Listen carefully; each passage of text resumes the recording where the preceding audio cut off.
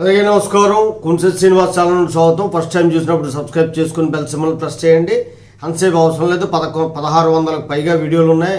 మీ లీగల్గా ఏ ప్రాబ్లం వచ్చినా సరే ఎంతో కొంత ఉపకారం అనేటువంటిది జరుగుతుంది. ఈరోజు ముఖ్యాంశం ఏంటంటే కస్టోడియల్ డెత్లో తీర్పు వచ్చింది. చండీగఢ్ సిబిఐ కోర్టు ఇచ్చింది. చాలా ఘోరమైనటువంటి తీర్పు ఇది. ఏంటంటే 8 మంది పోలీసులకి జీవిత ఖైదు విధిస్తూ తీర్పు చెప్పింది సిబిఐ కోర్టు.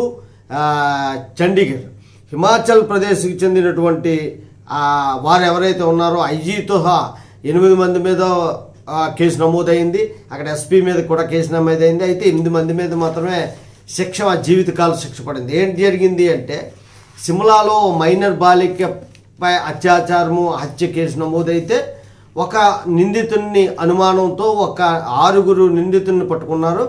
అందులో ఒకడు ఏం చేశాడంటే చనిపోయారు.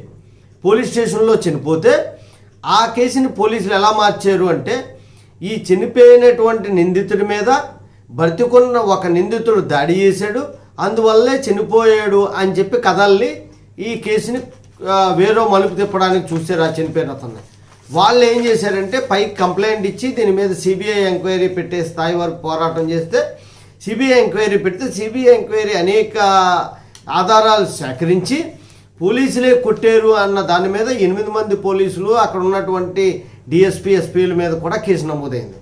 అందులోని మనోజ్ జోషి ఒకరు, తర్వాత sub inspector Rajendra Singh, ASI ఏమో Chandra Sharma, head constable Mohan Lalu, Surat Singh, Rafi Mohammad, constable Ranjit Sateta వీళ్ళందరి మీద కేసు నమోదైంది. అయితే ఎస్పీ గారిది నేరం రుజువు కానందున నిర్దోషిగా తేలడం అనేటువంటిది జరిగింది. 8 మంది మాత్రం ఈ మిగతా పేర్లు చేసిన 8 మంది మీద జీవితకాల శిక్ష పడింది.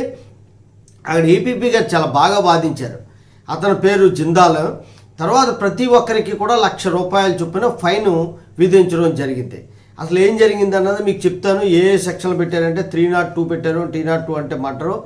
అయితే తర్వాత ఏమో 120B అంటే ఐపీసీలో అనమాట. అప్పుడు ఐపీసీ ఉంది. 2017లో జరిగిన సంఘటన కాబట్టి ఐపీసీ కింద వస్తుంది.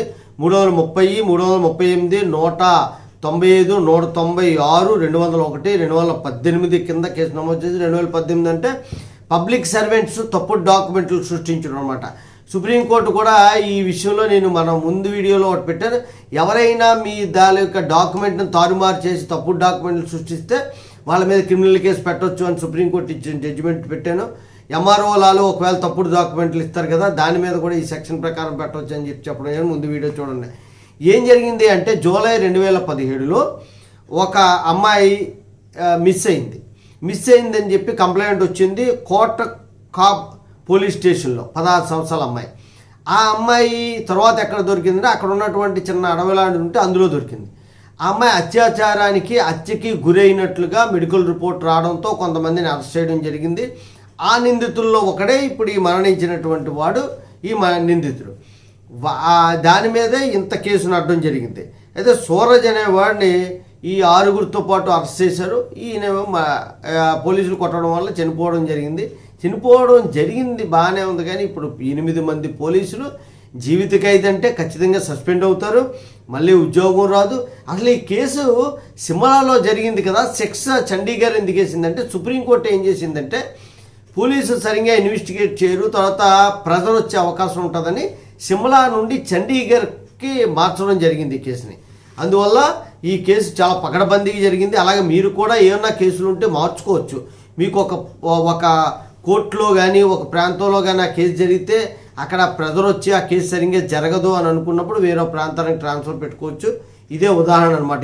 ఈ కేసులో 2 ఉదాహరణలు మీకు చెప్పడం జరిగింది. జై హింద్, భారత మాతాకి జై.